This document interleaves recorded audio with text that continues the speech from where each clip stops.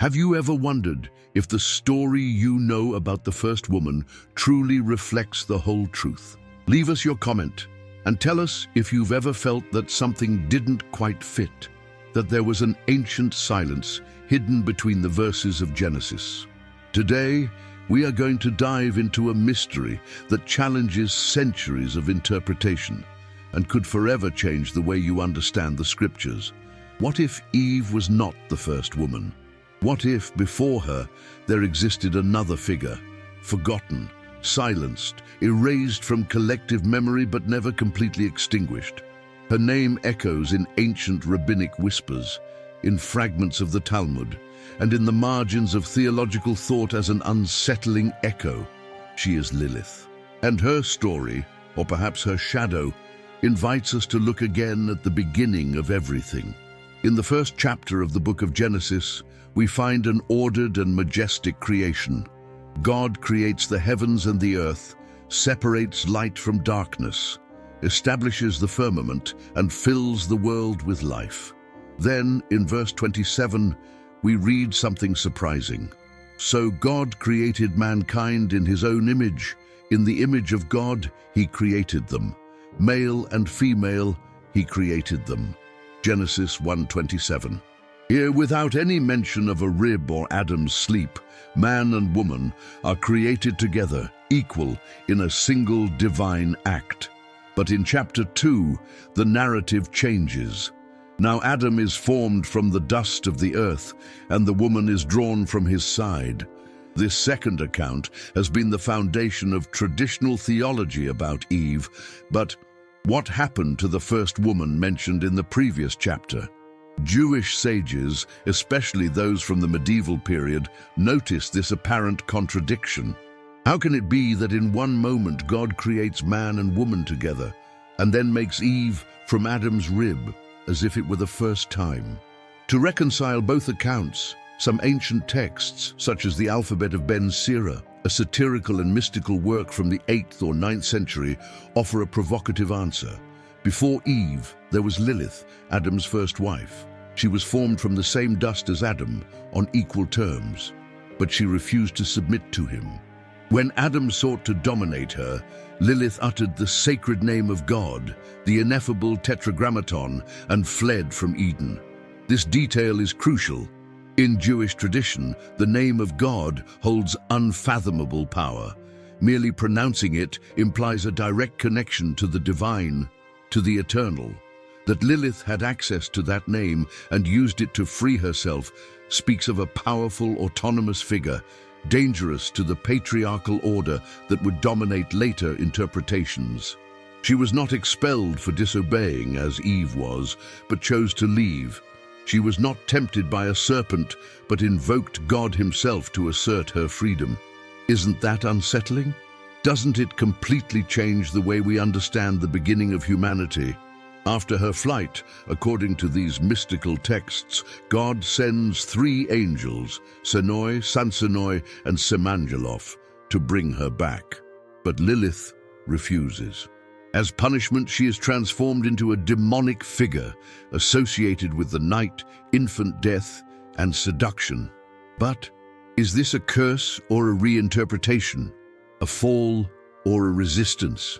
Some Kabbalists see in Lilith not a demon, but the archetype of the indomitable woman, the one who does not bend to the dictates of power. Could it be that her demonization is, in fact, a reflection of an ancestral fear of the free woman? The Zohar, the central work of Jewish mysticism, also mentions Lilith, associating her with the night, with the hidden side of reality, with the feminine energy that dwells in the margins of the sacred. In one of its most poetic visions, Lilith is depicted as the dark moon, the inverted mirror of Eve, the one not created to help, but to confront. This leads us to an essential question.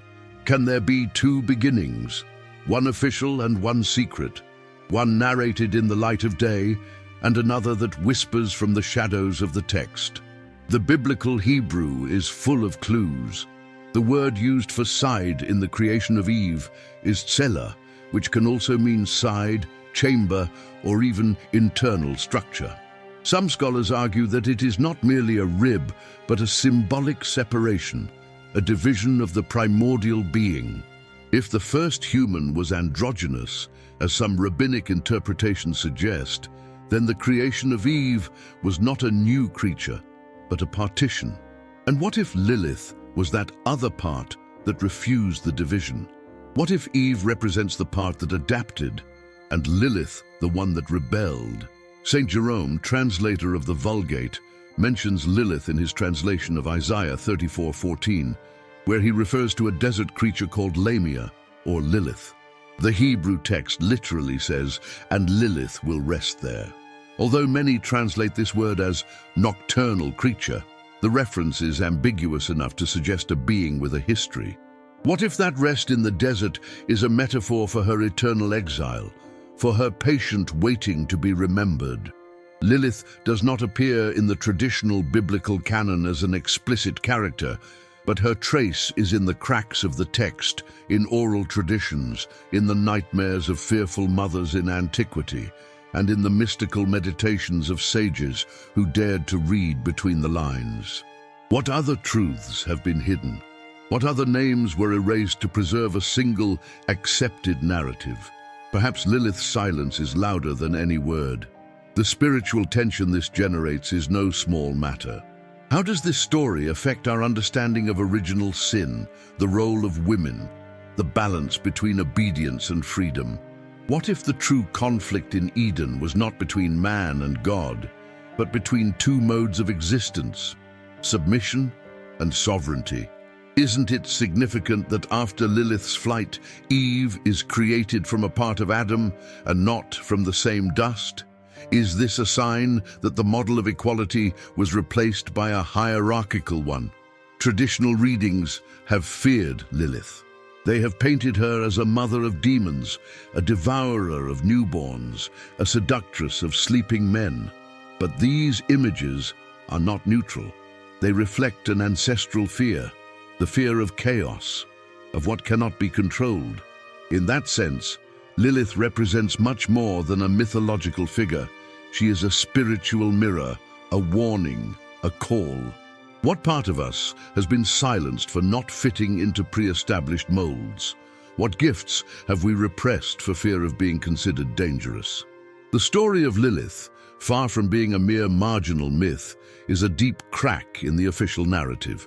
A crack through which light enters, and that light forces us to look again at what we thought we knew. Because perhaps, just perhaps, Eve was not the first woman. And if that is true, everything we believed about the beginning of humanity and about the beginning of the soul needs to be rethought. But if Lilith existed before Eve, why was she so carefully removed from the canonical narrative?